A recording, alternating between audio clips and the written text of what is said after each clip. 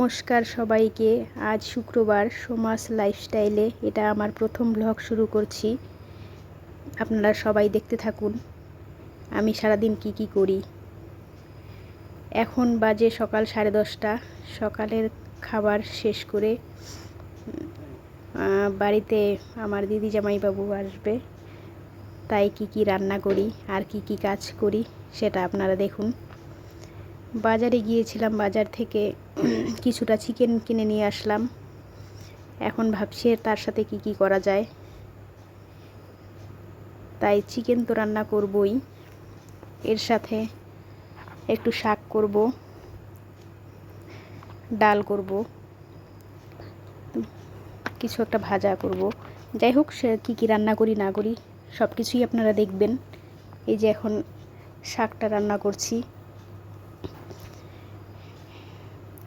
শাক দিলাম কড়াইতে, রসুন সম্বার দিয়ে। এই যে মাংসর জন্য, চিকেনের জন্য আলুটা ভেজে নিলাম আগে। কড়াইতে তেল দিয়ে দিলাম। ওইদিকে কিছু গুঁড়া মাছ নিয়ে এসেছিলাম, সেটা ভেজে রেখে দিয়েছি। শুকনো লঙ্কা আর 5 তেজপাতা ফোড়ন দিলাম চিকেনের জন্য।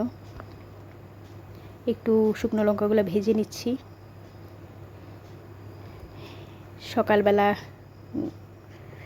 গুঁড়ো মাছের চচ্চড়ি করেছিলাম, সেটা দেখতে পাচ্ছেন।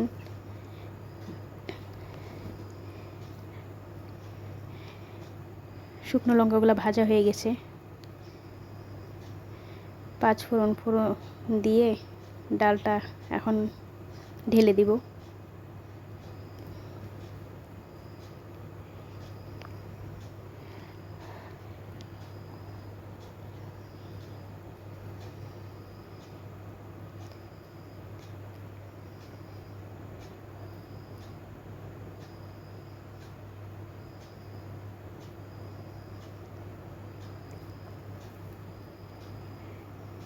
ডাল হয়ে গেছে, এখন চিকেনটা বসানো হবে।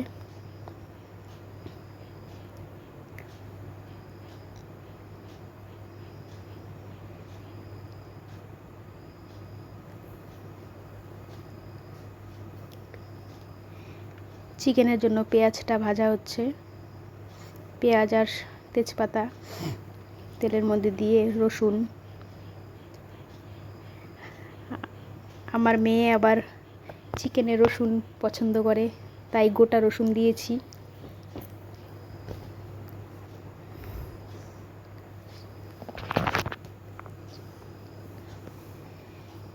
আজ প্রচণ্ড গরম, গরমে থাকাই যাচ্ছিল না।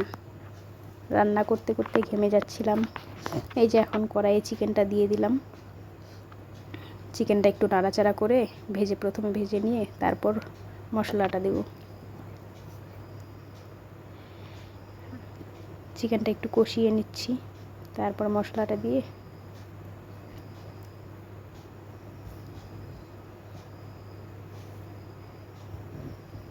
নুন দিয়ে দিলাম।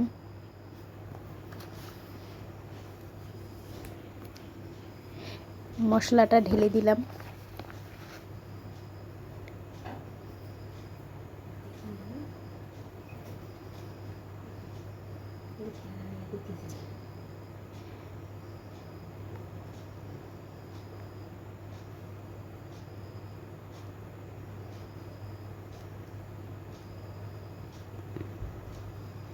মশলা দিয়ে একটু ভালো করে কষিয়ে নিচ্ছি চিকেনটা।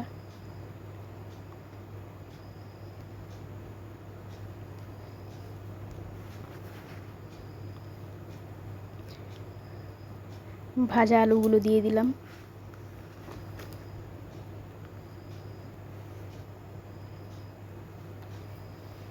কথা বলতে বলতে রান্না তো শেষ। এই যে এখন আমার দিদি জামাইবাবু আমাদের বাড়িতে চলে এসেছে। আসার পরেই ওদের দই মুড়ি এসব দেওয়া হয়েছে। ওরা খাওয়ার পর একটু গরম গরম বড়া ভেজে নিলাম। আর ওদের বাড়ি থেকে ওরা দুধ নিয়ে এসেছিলো, সেটাও জালে বসিয়ে দিলাম। বড়াটা গরম গরমই খেতে ভালো লাগে, তাই ওরা আসার পর ভেজে নিয়ে এখন ওদের খেতে দিয়ে ব্লগটা এখানেই শেষ করছি। আপনাদের কেমন লাগলো সেটা কমেন্টে অবশ্যই আমাকে জানাবেন, আর ভালো লাগলে একটা লাইক